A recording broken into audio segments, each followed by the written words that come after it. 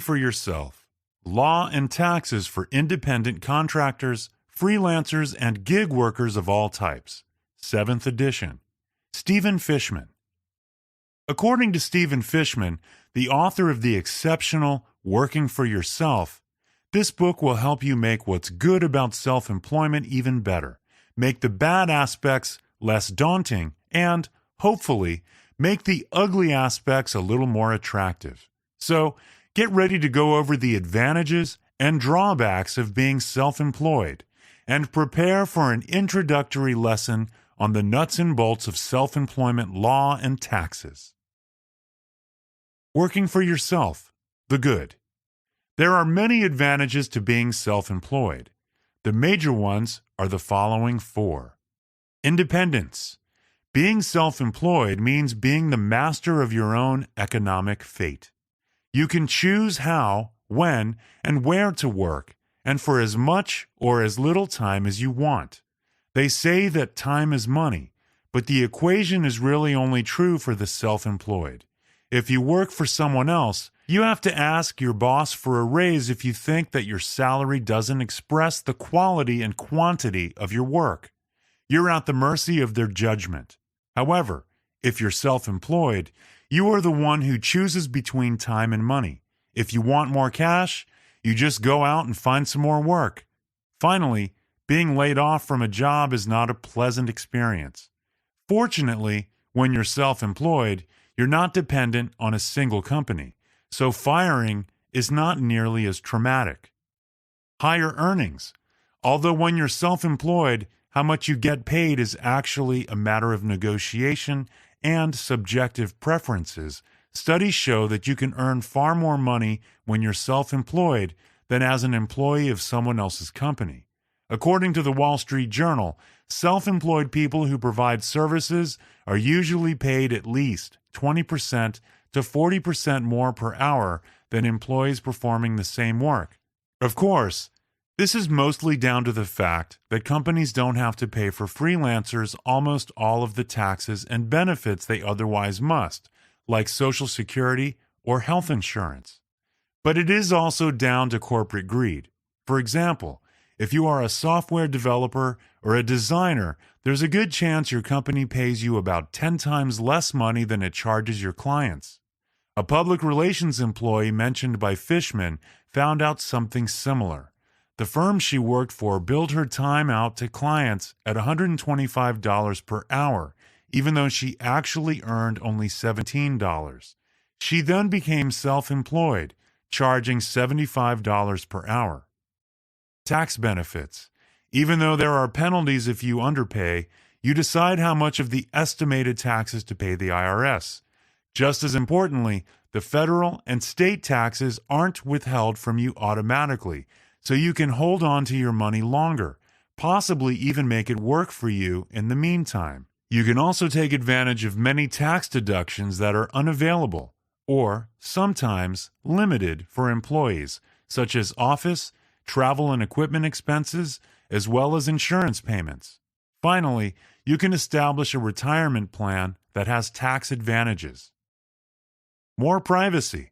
According to federal law, employers must report the name, address, and Social Security number of each newly hired employee to the Department of Health and Human Services. However, when you're self-employed, that doesn't apply to you. So, if you want to be spied less by the government, working for yourself is the way to go. Working for yourself, the bad. Being self-employed comes with a few drawbacks as well. Here are some of the main ones. No job security. Even if your employer's business is not going well, many laws protect you as a regular employee. However, when you're self-employed, everything depends on you, including finding a way out of difficult situations. You can't just wait for the workday to finish and expect a paycheck to arrive at your address by the end of the week. Even if you're sad, depressed, or unwilling to work, you'll still have to earn it yourself. No free benefits. Forget about health insurance and paid sick leaves. Forget about paid vacations and retirement programs as well. As we said above, when you're self-employed, time lost means lost money. So, if you don't earn enough money, you might not even have enough time to enjoy your holidays or watch Netflix shows when you're sick. No unemployment insurance. Traditionally, when you lose your job, you're eligible to receive state-provided cash benefits, not if you're self-employed. No workers' compensation. If you injure yourself at work, you're entitled to collect workers' compensation benefits. However, self-employed people are usually exempt from such programs, their only recourse being an expensive and lengthy lawsuit against the hiring firm.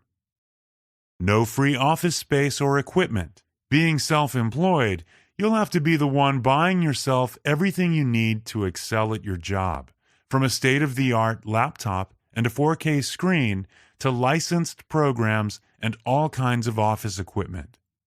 Few or no labor law protections.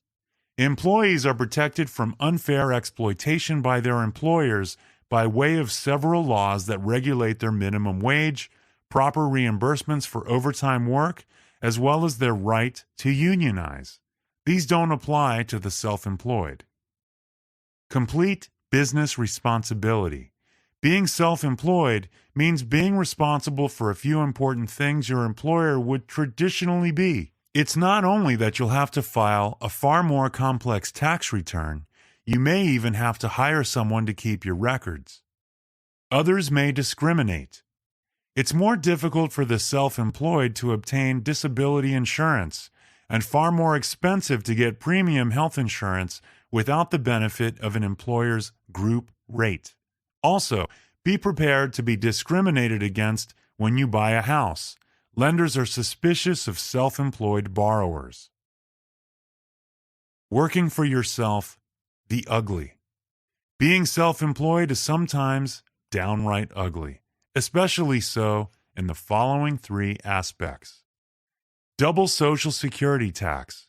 Employees pay a 7.65% tax on their salaries. That's because their employers pay the other 50% of the Social Security and Medicare tax. However, when you're self-employed, you're simultaneously considered your own employer and employee, so you're asked to pay the entire tax yourself, which amounts to a massive 15.3% of your income. Add to this the federal and state income taxes, and you get why the self-employed earn more on average than traditional employees. Personal liability for debts. If you work for someone, you just have to do your job, caring how well the company is doing only to a certain amount. And that's because if the company fails, you'll owe nothing to nobody. However, if you're a sole proprietor, as most self-employed people are, you are personally liable for your debts. So, if your business fails, you could lose a lot more than your paycheck for the next month. Deadbeat clients. One other thing you don't care about when you work for a company is when your company's clients will pay your employer. However, when you're self-employed, that's more than a simple worry. If your clients don't pay you on time or per agreed, you might face unpredicted financial problems, and the government won't do and can't do anything about it. Asking for a down payment, using periodic payment schedules, and, of course, written agreements can mitigate the risk. However, be aware that there will probably be deadbeat clients, and you will probably have to deal with them yourself. Fortunately, there are nowadays several freelancer platforms, and even a freelancers union that may have made this a bit easier. Choosing the legal form for your business. There are several ways to organize your business as a self-employed person, but don't take this decision lightly. It might be the most important one you'll have to make. The form you'll choose will have a big impact on how you're taxed, whether you'll be liable for your business's debts, and how the IRS and state auditors will treat you. These are the four main business forms and their advantages and drawbacks. Sole proprietorship. One owner business is the most common variant. It is also by far the cheapest and easiest legal form for organizing your business. You neither have to get permission from the government, nor do you have to pay fees. You just start doing business. Come D-Day, you report profit or loss on your personal tax return. No other complications whatsoever. The main disadvantages of being a sole proprietor is that these types of organization are not considered separate legal entities. So, you will be personally liable for any business problems, including debts. Unfortunately, the sole proprietorship business form won't help you establish that you're self-employed in the eyes of the IRS or state auditors. Consequently, if the government decides that your relationship to a certain client is similar to that of an employer-employee, you might have no choice but to pay heavy fines and back taxes. Corporation. Unlike sole proprietorships, corporations have a legal existence separate from their owners. Consequently, clients have limited personal liability for business debts and far less risk from government audits. There are two types of corporations, C and S. C corporations are taxed separately from their owners. This gives owners the chance to split the corporate profit among them and the corporation, paying a lower overall tax rate as a result. However, it's also a double taxation threat. In the case of S corporations, which don't pay income taxes, shareholders divide income and losses. If you're the owner of an S corporation, you can save on employment taxes by taking distributions instead of a salary. The main disadvantage of corporations is that they are more expensive to both found and operate than sole proprietorships. Partnership. This business form is very similar to sole proprietorships. It's just that it requires more than one owner. The benefits remain. It's easy and inexpensive to create and operate a partnership, and you and your partner will report your profits and losses on your respective personal tax returns. However, you will be, once again, personally liable for business debts, and there's no beneficial employment tax treatment in the case of partnerships. Limited Liability Company, LLC. In a way, they are the middle ground between sole proprietorships, partnerships, and corporations.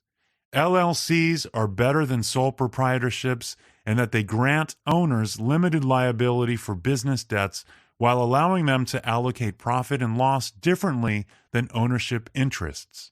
And, when compared to running a corporation, it is far less expensive to create and operate an LLC. However, unlike an S corporation, LLCs don't offer the opportunity to save on self-employment taxes, which is probably their biggest drawback. Final notes. It's impossible to summarize working for yourself. Almost every page is packed with useful pieces of advice, and the best any summary can do is only provide a glimpse into what Stephen Fishman's all-in-one resource actually offers. To our eyes, it is more than just another book about working from home. It's an encyclopedia, a manual, a reference guide to all things the self-employed might be interested in. Plus, it's handily structured and continually updated. Hi, I'm Rhonda, and this is an exclusive audiobook video recorded for the Audiobook Master Channel. Enjoy your audiobook and have fun learning. Don't forget to subscribe and hit the notification button so you'll get updated on our next upload. If you liked the video, give us a thumbs up and say your thoughts about the book we just covered. Do you want to listen to a summary or review of a book that we haven't covered in the past? Say it in the comments below or send us a message. Don't forget to check our other uploads. Enjoy listening!